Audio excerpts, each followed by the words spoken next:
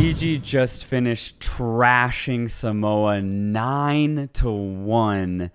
And at a certain point, I started losing count. I was wondering if I was hallucinating, given that it's currently 4:19 in the morning. But no, the scoreline is correct. Fiji scored 9 goals on the day against Samoa. And I mean, that's kind of it. That's the big takeaway here, is that Fiji is the best team in Group B by a large margin as well.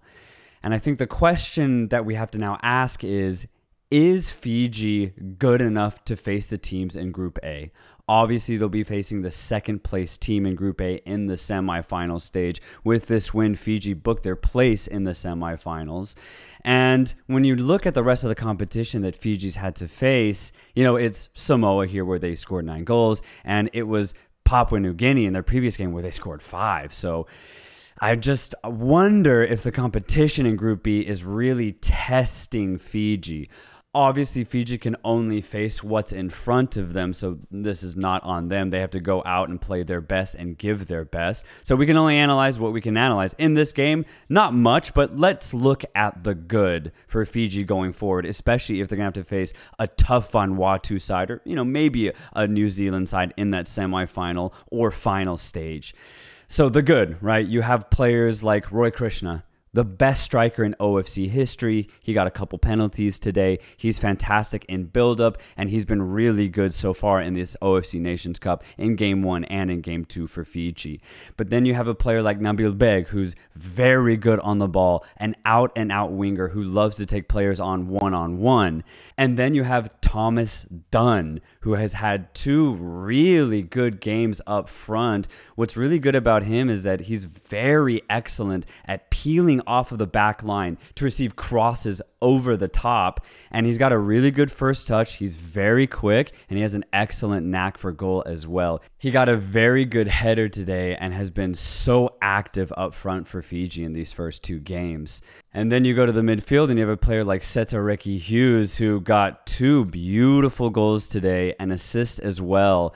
So powerful off the dribble from a midfield position. He did it also in the game against Papua New Guinea. He did it here against Samoa. He looks to be a true talent for Fiji from that midfield position. So honestly, when you look at this Fiji offense, it's very fluid, it's very powerful, and when they get going, they commit 5, 6 men forward.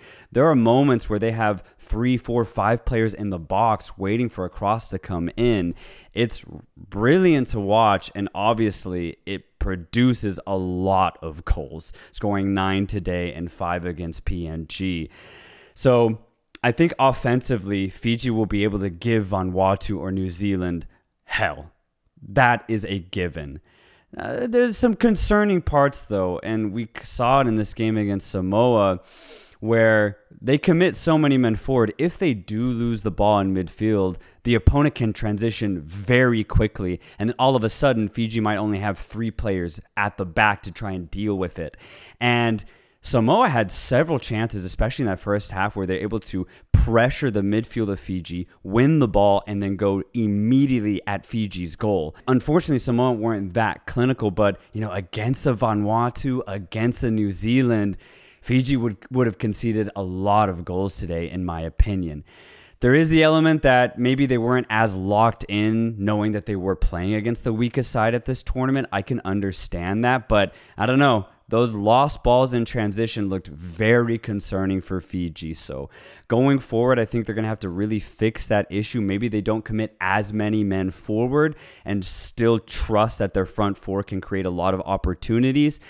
But overall, this Fiji side looks incredible. They are the best team in Group B by far, and they've done what they can do, right? Score a lot of goals and put themselves at the top of this group. So congratulations to Fiji for getting through to this next round. They've played really good football in doing so. And also, side note, the stadium in Suva is such a vibe. It's beautiful. You really get that island feeling watching the games at this stadium in Fiji, because you look at the background and you see the ocean. It's crazy. You see the water just flowing. It's such a beautiful setting, and Fiji are playing some beautiful football to pair with it. So just want to give a quick shout out to just the country of Fiji in general, honestly. The game that preceded this Fiji smashing of Samoa was Tahiti against Papua New Guinea. Tahiti obviously beating Samoa in their first game 2-0. So a win here would have automatically qualified them to the semifinals. But I will say this game was as entertaining as it was frustrating because, my God, there were so many chances on both ends, but the game ended 1-1.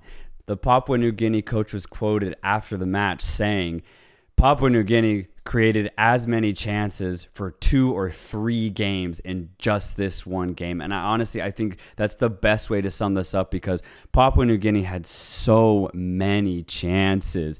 I can't believe they could only get 1 goal. The way that they started this game was brilliant. They had a fierce energy to them, and it looked like they came to play. It looked like they came to get the win and try and put themselves in contention to get that second place spot in this group. Tommy Semi gliding past defenders on that left-hand side. On the right-hand side, you had Jethro proving to be a really good outlet out on that wing. And then the tactical change by starting Ati Kepo. He was brilliant. He had a really early chance at the beginning of the first half where he received the ball over the top, and it was wide open for him to just hit it on either side of the keeper, but he striked it right at the goalkeeper. It stayed 0-0, and then a few minutes later, it was Tahiti through Degrumel who actually put the Tahitians up 1-0. And ultimately, it was just poor one-on-one defending. The center back was one-on-one with Degrumel. He elects to just commit and make a rash slide tackle, completely misses it, and Degrumel goes on to finish the chance very cheekily. Tahiti go up 1-0, and I'm just like, yeah, this is the same mistakes we saw Papua New Guinea make against Fiji in the first game, where the back line is just very mistake prone. They're not that good. The goalkeeper makes mistakes as well, and it just wasn't looking good for Papua New Guinea. Even though they had a really good start to the game, it was 1-0 to Tahiti, and then 10, 15 minutes later, number 18 for Tahiti, Sean, makes a really good dribble drive, gets inside the box, and has a wide open shot. Wide open.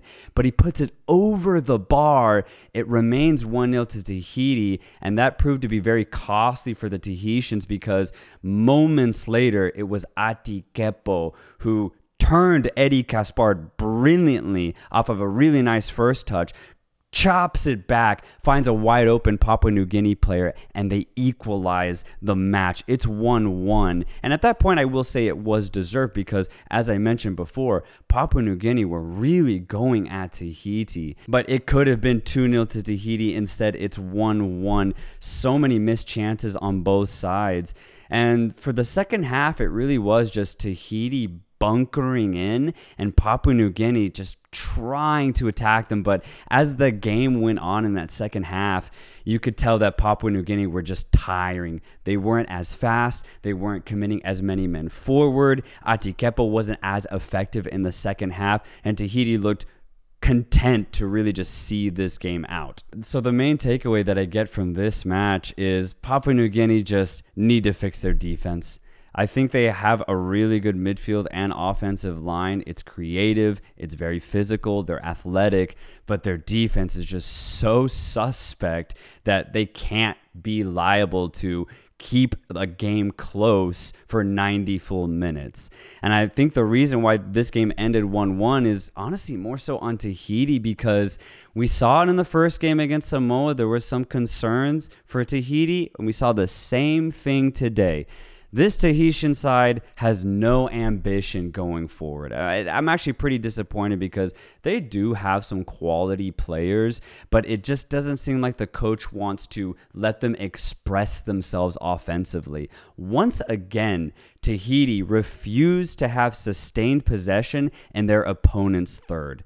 All of the possession was in their own defensive third, being very patient, and honestly, more content letting their opponent have the ball rather than them trying to be ambitious and go forward. It was a park the bus type of performance from Tahiti, and the Tahitian coach after the match even said, yes, we are approaching this tournament very defensively. It is intentional, and that's how they're going to play every game. I'm just kind of disappointed though, because once again, they do have some really talented players, but they're not going to go for it ultimately. And I just think it's the wrong way to approach it, especially when you consider their next game is going to be against Fiji, who has proven to have a very good offense.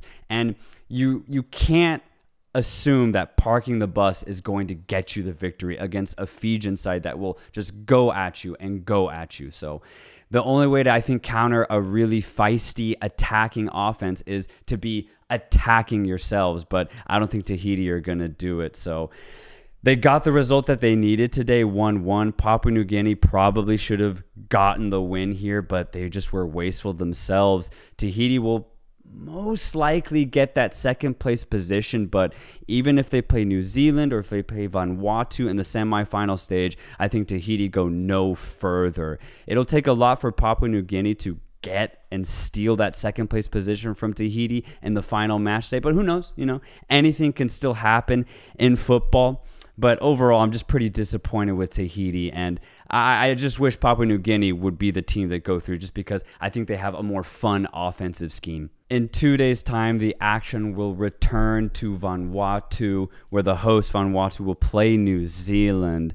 I'm very excited about that match. Yes, Vanuatu's already qualified to the semifinal stage, but they need to have a good showing against New Zealand. They need to be able to prove to themselves that they can play against the best of the best in the region. Since it's not a do-or-die situation, this will be a really good opportunity for them to get that practice in. They need to play their best 11. They need to play their best football to give themselves that proof that they can perform in the semifinal stage, whether it be against Fiji or against Tahiti or possibly Papua New Guinea. This is the perfect practice game to really prepare themselves for that semifinal stage. Honestly, I think if they play well against New Zealand, you could see Vanuatu actually getting to the final, and to do it in their home stadium would be brilliant to watch. So we have a really exciting game to look forward to.